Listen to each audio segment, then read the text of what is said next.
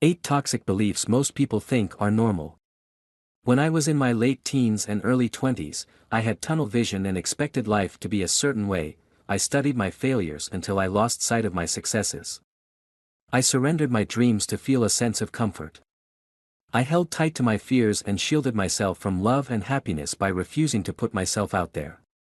And as I did all of this, I sat back and wondered why life was so miserable. Obviously, I was very lost. My own toxic beliefs and ensuing behaviors had gotten the best of me. But after some extensive soul-searching, lots of reading, and diligent daily practice, I learned to do things differently, and I found myself again.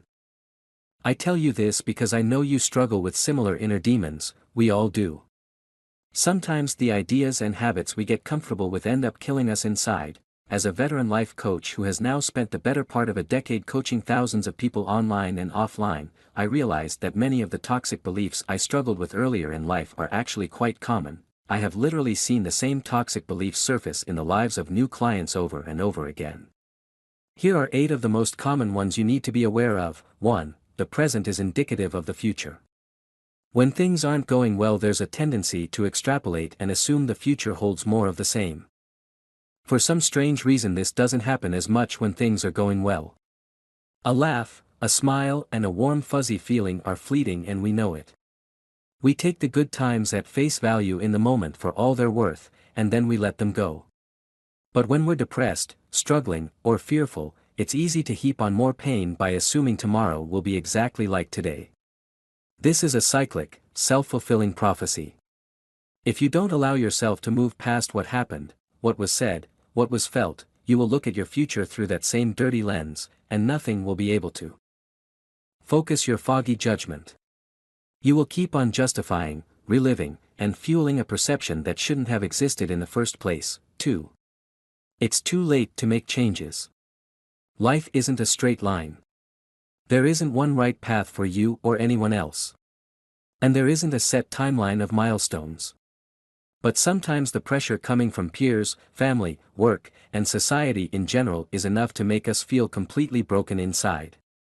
If we don't have the right job, relationship, lifestyle, and so forth, by a certain age or time frame, we assume we're somehow broken. And that's not true at all. You're allowed extra time when you need it. You're allowed to backtrack. You're allowed to figure out what inspires you at different stages of your life. Life is meant to be a series of zigs and zags. It should look like a mess, but a beautiful mess. So whatever situation you're in right now, just know that it can change if you want it to. It's up to you. You just have to turn yourself around and choose something new. 3. Being vulnerable is dangerous. We're all afraid to say too much, to feel too deeply, to let people know what they mean to us. But this isn't healthy. Love is vulnerability. Happiness is vulnerability. The risk of being vulnerable is the price of opening yourself up to beauty and opportunity. Being vulnerable is not about showing the parts of you that are polished, it's about revealing the unpolished parts you would rather keep hidden from the world. It's about looking out into the world with an honest, open heart and saying, "This is me. Take me or leave me." It's hard to let go and be vulnerable like this though, because the stakes are high. But remember, nothing worthwhile in this world is a safe bet.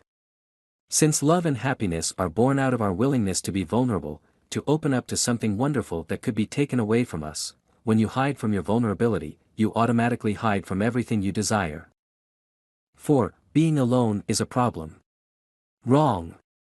If you don't like who you are when you're with someone else, that's the real problem, and it's time to change things. Relationships must be chosen wisely. Don't let loneliness drive you back into the arms of someone you know you don't belong with. Fall in love when you're ready, not when you're lonely. Strive to discover true love, the kind of relationship that motivates you to be a better person, the kind of intimacy that's rare rather than right there. But I don't want to be alone. You say. Change your mind about that. Be alone. Eat alone. Take yourself out on dates, and sleep alone when you get back. By doing so you will learn about yourself.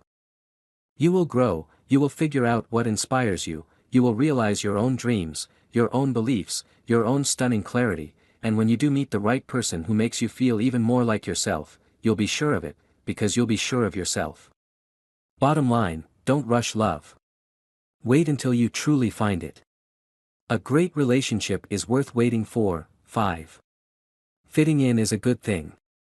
Sometimes you likely catch yourself asking, who am I to think I can do this?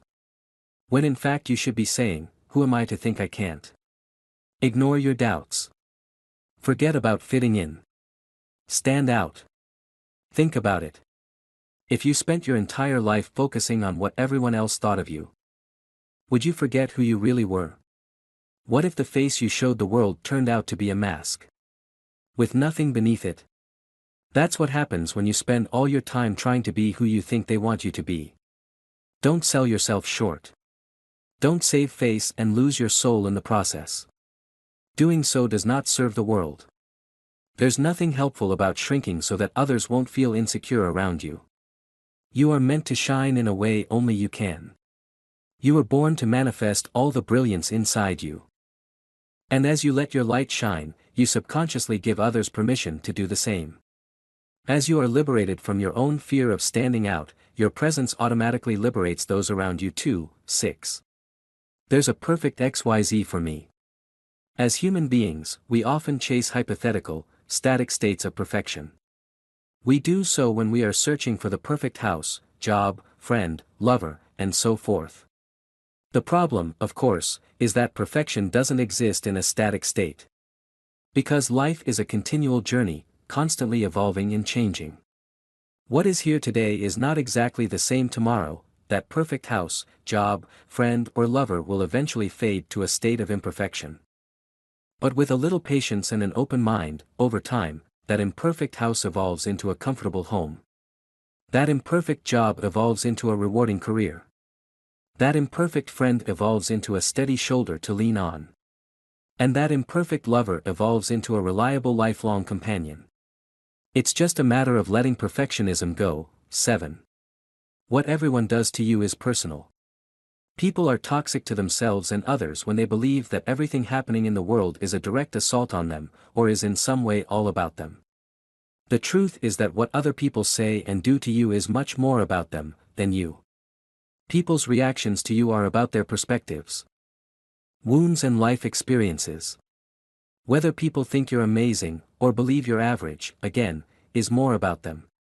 I'm not suggesting we should be narcissists and ignore all feedback. I'm saying that a great deal of hurt, disappointment, and sadness in our lives comes from our taking things personally. In most cases, it's far more productive and healthy to let go of other people's good or bad opinion of you, and to operate with your own intuition and wisdom as your guide. 8. You should never be sad. The desire for constant happiness only makes us miserable. Because nothing in life is constant. There is neither absolute happiness nor absolute sadness. There are only the changes in our moods that swing between these two extremes. At any given moment we're comparing how we feel to how we felt at another time, comparing one level of our contentment to another. In this way, those of us who have felt great sadness are best able to feel heightened feelings of happiness after we emotionally heal. We must know misery to identify times of elation. The key on a daily basis, nevertheless, is to live your life in full. Experience the highs and the lows, the positives and negatives, and all the moods present in between. Don't focus on simply being happy. Focus on living a well-seasoned life. Focus on achieving completeness. Yes, happiness is part of this completeness, but so is sadness, difficulty, frustration, and failure. And overcoming these latter points supports your personal growth far more than constant happiness. Operator, if you like our article, give Conscious Reminder a thumbs up, and help us spread love light. Operator.